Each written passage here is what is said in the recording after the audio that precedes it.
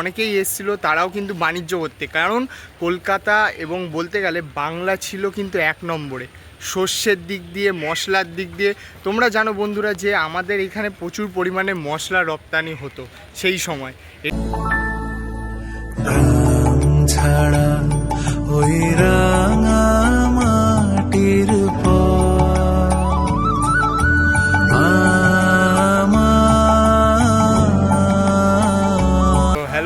আজকের একটা নতুন ভিডিও নিয়ে চলে আসলাম আমার একদম বাড়ির কাছে বলতে গেলে পুজো যেটা বিধান সংঘের, সেটা তোমাদেরকে দেখাতে। বিধান সংঘের এই বছরের থিম হচ্ছে বাণিজ্য বসতি। ঠিক আছে বন্ধুরা, বাণিজ্য বসতি নিয়ে মানে মনে হচ্ছে তোমার কি বলবো, যে আগেকার 18th সেঞ্চুরি নাগাদ যে ব্রিটিশার্সরা যখন এসেছিলো তোমার বাণিজ্য করতে ইন্ডিয়ার মধ্যে মানে ভারতবর্ষে, সেইটা এখানে তুলে ধরার চেষ্টা করা হতে পারে। এছাড়াও বলা যায় যে কলকাতার যে কালিকট বন্দর রয়েছে সেখানেও কিন্তু যে বাণিজ্য বসতি বসেছে সেটাকেও তুলে ধরার যে জিনিস হতে পারে। বন্ধুরা এবার গিয়েই বোঝা যাবে যে কোন বাণিজ্য বসতিটা হচ্ছে, সেটা ভেতরে ঢুকেই বোঝা যাবে। ঠিক আছে, ভেতরে যেতে থাকি, তোমাদেরকে দেখাতে থাকি। বন্ধুরা ভেতরে প্রবেশ করে গেছি, তোমরা দেখতে পাচ্ছ যে এখানে একটা বিরাট বড় নৌকা রাখা রয়েছে। সেই নৌকাটাকে তুলে ধরছে যে বাণিজ্য বসতির যে কালিকট বন্দর রয়েছে আমাদের, যেটা কলকাতায় অবস্থিত। সেই কালিকট বন্দরে যে দূর দূরান্ত থেকে, দেশ থেকে বলা যায় যে জাহাজ পরিমাণ যে মালপত্র আসতো সেইগুলো বেচা কেনার জন্য বড় বাজারটাকে মূল আলোক হিসাবে তুলে ধরা হতো। এছাড়াও বলা যায় কালিকট বন্দরের পাশে যে 18th সেঞ্চুরি নাগাদ বিভিন্ন যে জায়গাগুলি রয়েছে সেইখানে যে বসতি গড়ে উঠেছিল সেইগুলোই হচ্ছে বাণিজ্য বসতি উল্লেখযোগ্য ছিল। এছাড়াও দেখা যায় যে তোমাদেরকে ওপরে গিয়ে দেখায় যে কতটা কি এগিয়েছে কাজ। বন্ধুরা এখানে একটা প্লাইউডের ওপরে তোমরা দেখতে পারবে যে বাণিজ্য বসতির যে নিচের বা ওপরের অংশে যেসব বাড়িঘরগুলো হতো বনিদি আমলে, সেইগুলো কিন্তু এখানে তুলে ধরা হয়েছে। তাছাড়া বলা যায় যে ওইখানে তোমরা দেখতে পাবে যে বিভিন্ন ছোটোখাটো যে বিক্রি বাকরা, যেগুলো হচ্ছে মিষ্টির দোকান, আগেকার দিনে মিষ্টির দোকান তুলে ধরছে। তারপর হচ্ছে ওইখানে মুদিখানার দোকান যে চালপত্র ইত্যাদি বিক্রি করছে সেইগুলো তুলে ধরেছে। আর টোটালি বলতে গেলে যে বাণিজ্য নিয়ে যে থিমটা এদের জাস্ট আলাদাই, বলার মতন না বন্ধুরা। নৌকাটা বানাতে কিন্তু এই যে জাহাজ পরিমাণ বা নৌকা যে নৌ বলতে পারো, সেটা বানাতে কিন্তু এদের মিনিমাম অনেক দিনই সময় লেগেছে বন্ধুরা, বলার মতন নয়। তোমাদের এবার ভেতরে গিয়ে দেখাই, ঠিক আছে।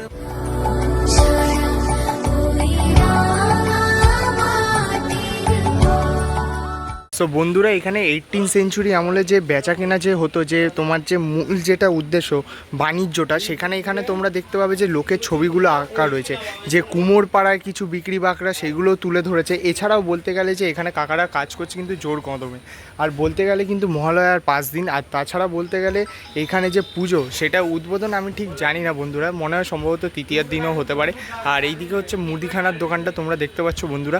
এখানে বিভিন্ন যে কিলোচির যে ওয়েটগুলো, সেইগুলো যেগুলো আগেকার দিনে মাপা হতো যে দাড়িপাল্লা দিয়ে, সেইখানে কিন্তু এখানে ওয়েটগুলো তুলে দিয়েছে 500 গ্রাম। তারপর হচ্ছে যেসব জিনিসগুলো রয়েছে। তাছাড়াও বলা যায় যে এখানে ছোটো ছোটো যে তোমার যে গুমটি বা ঘরগুলো সেইগুলোকেও তুলে ধরেছে। আর বাণিজ্য প্রথার যে মেইন যেখানে মূল যে বলা যায় যে শস্য ছাড়াও তো অন্য কিছু আছে, কুমোর বিভিন্ন আসবাবপত্র বা জামা কাপড় ইত্যাদি ইত্যাদি। আর তাছাড়া চায়ের দোকান তো মূল বন্ধুরা, তোমরা জানো বাণিজ্যের জায়গায় চা না হলে হয় নাকি। ঠিক আছে, আর ওপরে গিয়ে তোমাদেরকে জাহাজটা দেখাই যে কত দূর কী এগোলো।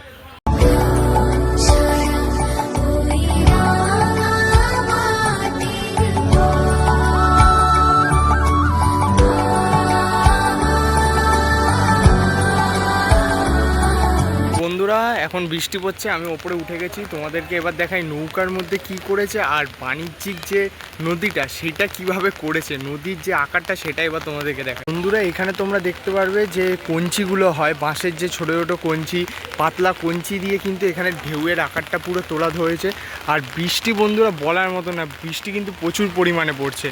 আর তোমাদের এবার মেইন যেটা মূল যে আকর্ষণ, যেটা তোমরা দেখতে পাবে যে বাইরের দিক দিয়ে কিন্তু টোটালি সব কিছুই করা হয়েছে। বলতে গেলে আমি যেটা ভেবেছিলাম যে শুধুমাত্র ভেতরে ফিগারটা তুলে ধরা হবে, ভেতরে কিছু হবে, কিন্তু এরা প্রত্যেক বছর বাইরেও কিন্তু খরচা করে বন্ধুরা। মানে বাইরে যে ব্যাকগ্রাউন্ডটা সেটা জাস্ট আলাদার মতন, বলার মতন নয় বন্ধুরা। আর ওইখান থেকে দর্শনার্থীদের সম্ভবত মনে হয় মূল মুখ্য দুয়ার হচ্ছে ওইখান থেকে সোজা প্রবেশ করে এই সিঁড়ি দিয়ে ওপরে উঠিয়ে সোজা মাতৃপ্রতিমা দর্শন। কিন্তু আমি মাতৃপ্রতিমা দেখাবো না বন্ধুরা, কারণ কাকারা বলেই দিয়েছে যে উদ্বোধনের টাইমে দেখিও, প্লিজ ওনাদেরও তো কথা রাখতে হবে বন্ধুরা। তাহলে আমি সেই কারণে মাতৃপ্রতিমা আর দেখাবো না, তোমাদের নৌকা ইত্যাদি যা যা রয়েছে সব দেখাবো।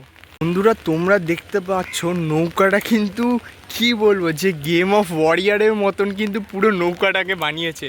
তোমার নৌকাটা দেখছো, মানে যে তোমার কি বলবো, হাইকিং যে উপজাতি রয়েছে, হাইকিং উপজাতির যে তোমার নৌকাগুলো, মানে জাহাজগুলো যে বিশাল বিশাল আকারে, সেরকম কিন্তু এক্স্যাক্টলি করা হয়েছে। কিন্তু এই হাইকিংয়ের এইটা করতে গিয়েছে প্লাইউড দিয়ে। বন্ধুরা ভাবতে পারছো, এইসব মাথার মধ্যেই আসার মতন নয়। কারণ তোমরা দেখবে যে হাইকিংয়ের নিখুঁত নিখুঁত যে বাঁশের যে পাতাটনগুলো রয়েছে, ওইগুলো কিন্তু বড় বড় যে গজাল পেরেকগুলো হয়, যেগুলো এখনকার দিনে বলতে গেলে দেখাই যায় না বন্ধুরা, গজাল পেরেক, সেইগুলো দিয়ে কিন্তু করেছে রীতিমতো। তোমরা পুরো স্ট্রাকচারটা দেখছো বন্ধুরা, তোমাদের এই নৌকা থেকে দেখাই যে এখানে টোটাল জিনিসটাই কিন্তু পুরো কিন্তু যে ভেতরে যে ধাঁচা রয়েছে সেগুলো।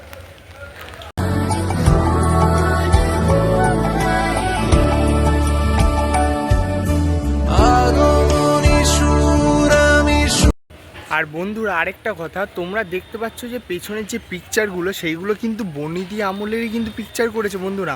মানে এইটা তোমার যে বাণিজ্যিক প্রথাটা, যেটা বাণিজ্যিক যে সম্পূর্ণ যে বাণিজ্যিক যে কার্যাবলীগুলো, সেইগুলো কিন্তু তুলে ধরার জন্য কিন্তু পুরনো আমলে, মানে 18th সেঞ্চুরি, যখন ব্রিটিশরা এসেছিলো বা বিভিন্ন যারা তুর্কি আমল, তুর্কি বা তাজাকিস্তান বিভিন্ন জায়গা থেকে এসেছিলো, তারাও কিন্তু এই বাণিজ্যিক প্রথা হিসাবেই এসেছিলো।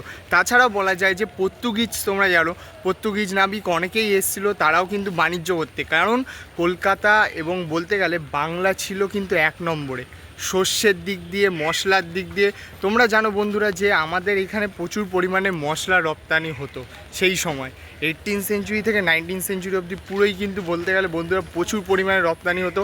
এই করে এই রপ্তানি আমলে আমাদের প্রচুর পরিমাণে বলতে গেলে আমাদের যে জমি ছিল, জমিটা ছিল কিন্তু উর্বর প্রাপ্ত। এখানে কৃষি ফসল থেকে শুরু করে সব কিছুই ভালো হতো, সেটা জানো বন্ধুরা। আর ব্রিটিশরা যে নীল, যে মানে কি বলবো, নীলকর নিয়ে তো অনেক কিছুই জানো তোমরা, সেটা আর আমি আলাদা করে বলছি না। নীল নিয়েও কিন্তু এখানে কিন্তু প্রচুর পরিমাণে যেই জমিতে নীল চাষ হতো, পরে কিন্তু সেই জমিতে আর নীল চাষ করা, মানে কি বলবো, সেই জমিতে আর কোনো খাদ্য বা কোনো শস্য করা যেত না। বৃষ্টি পড়ছে বন্ধুরা, বুঝতেই পারছো, সমানে ছাতা সামলাচ্ছি আর তোমাদেরকে ভিডিও দেখাচ্ছি।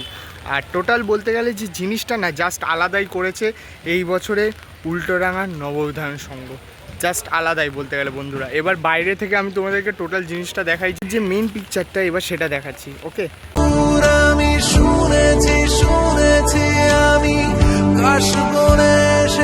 জাহাজের মুখটাও কিন্তু জাস্ট আলাদাই লাগছে, পুরো রিয়েলিস্টিক, কিন্তু যেরকম বাণিজ্যের যে জাহাজগুলো হয় সেরকমই কিন্তু তুলে ধরেছে। আর উপরে অসাধারণ ভিউ বন্ধুরা, বলতে গেলে ব্যাকগ্রাউন্ড থেকে শুরু করে বিভিন্ন কাজ জাস্ট আলাদাই করেছে উল্টোডাঙার এই নব উদয়ন সংঘ, সত্যিকারে বন্ধুরা। আর এছাড়া বলতে গেলে ভেতরে আমি তোমাদেরকে টোটাল সব জিনিসই দেখিয়ে দিলাম। আর বাইরে তো মেন এদের মূল যে কি বলবো বন্ধুরা, সব কিছুই আমি টানছি, কিন্তু মেন এদের মাতৃ প্রতিমা রয়েছে, কিন্তু আমি মাতৃ প্রতিমা তোমাদেরকে দেখাবো না বলেছি। এখান থেকে অল্প একটু তোমরা দেখতে পাচ্ছ সেইটুখানি, মাতৃ প্রতিমা আমি দেখাবো না বন্ধুরা। কারণ ওরাও বলেছে, মানে ওরা যে আমাদেরকে ভিডিও করতে দিচ্ছে। এছাড়াও বলতে গেলে ইউটিউব কমিউনিটি এটা দায়িত্ব যে আগে যদি মাতৃ প্রতিমা দেখিয়ে দিই বা তোমাদের যদি ঠাকুর যদি আগেই দর্শন করিয়ে দিই, তাহলে তোমরা এখানে আসবে কেন? তোমাদের এখানে আসার কোনো মানে থাকলো? তাহলে কিছুতে একটুখানি চমক রাখতে হয় বন্ধুরা। আর 5 দিন, আর মাত্র মহালয়া কিন্তু 5 দিন বাকি বন্ধুরা, সেটা তোমরা ভালোভাবেই জানো। ওই কারণেই আমি কিছু আর সেরকম দেখাচ্ছি না। এত অবধি আজকের ভিডিওটা জাস্ট আলাদাই বন্ধুরা, তোমরা দেখে নিচ্ছ পুরো জিনিসটা, জায়গাটা কীরকম লেগেছে তোমরা বলো। কিন্তু নব উদয়ন সংঘ কিন্তু আলাদা রকমেরই কিন্তু করছে বাণিজ্যিক যে, মানে কি বলবো, বাণিজ্য নিয়ে যে এরকম যে কারো আইডিয়া আসতে পারে, সেটা আমি কোনোদিনই ভাবতে পারিনি সত্যি বন্ধুরা। আর কলকাতা শহরে এখন যাচ্ছে তাই বৃষ্টি বন্ধুরা, বলার মতো না। কালকে 3 বেলা ভিজেছি, আজকেও আবার ভিজবো মনে হয়। কালকে অবশ্য আমি কোচিং থেকে ফেরার পথেই ভিজেছি, আমি কোথাও ব্লগ বানাতে যাইনি। আর কালকে ITI মোড়ে কিন্তু, হ্যাঁ ঠিক, যে ঠাকুর ঢুকেছে আমি যেতে পারিনি, সরি বন্ধুরা।